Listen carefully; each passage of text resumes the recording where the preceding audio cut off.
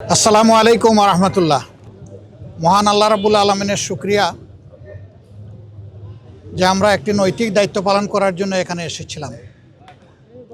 আমরা সবাই জানি বিএনপি চেয়ারপারসন সাবেক প্রধানমন্ত্রী বেগম খালেদা জিয়া তিনি জাতিকে তিনবার নির্বাচিত প্রধানমন্ত্রী হিসাবে নেতৃত্ব দিয়েছেন।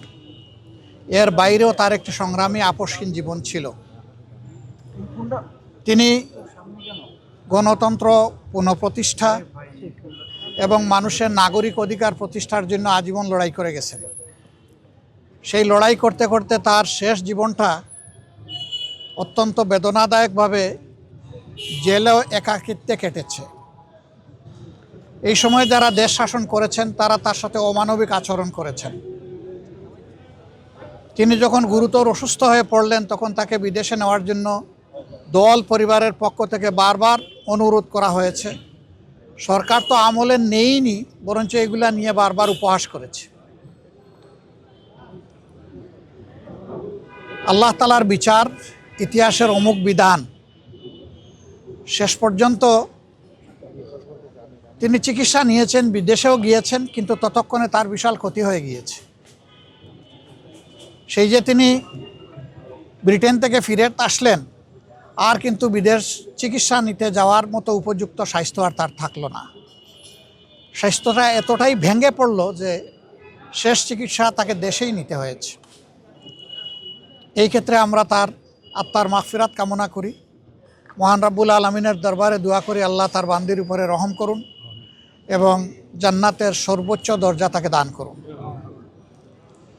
আমরা সহানুভূতি জানাই, সহমর্মিতা জানাই তার সন্তান বিএনপির ভারপ্রাপ্ত চেয়ারম্যান জনাব তারেক রহমান সহ তাদের পরিবারের সদস্যবৃন্দ, সংগঠনের নেতাকর্মী এবং তার চিকিৎসা কাজে যারা নিয়োজিত ছিলেন সেই সমস্ত চিকিৎসক সমাজের প্রতিও আমরা ধন্যবাদ জানাচ্ছি, কৃতজ্ঞতা জানাচ্ছি যে তারা বেগম খালেদা জিয়া দেশনেত্রীকে অত্যন্ত আন্তরিকতার সাথে তাদের সর্বোচ্চ যোগ্যতা অনুযায়ী তারা চিকিৎসা সেবা দিয়েছে।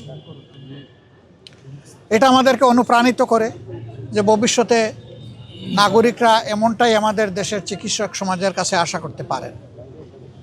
তিনি চলে গেছেন ইতিহাসের একটা বিরল সম্মান নিয়ে। তার শেষ বিদায় সম্বর্ধনা অনুষ্ঠিত হয়েছে গতকাল এবং মানুষ আবেগ দিয়ে, চোখের পানি দিয়েই তাকে বিদায় দিয়েছে। এইটা তার পাওনা ছিল। উনি জাতির জন্য যে অবদান রেখেছেন তিনি তার পাওনাটাই আল্লাহর পক্ষ থেকে পেয়েছেন। তার এই পাওনা দেখে আমরাও অনুপ্রাণিত হই।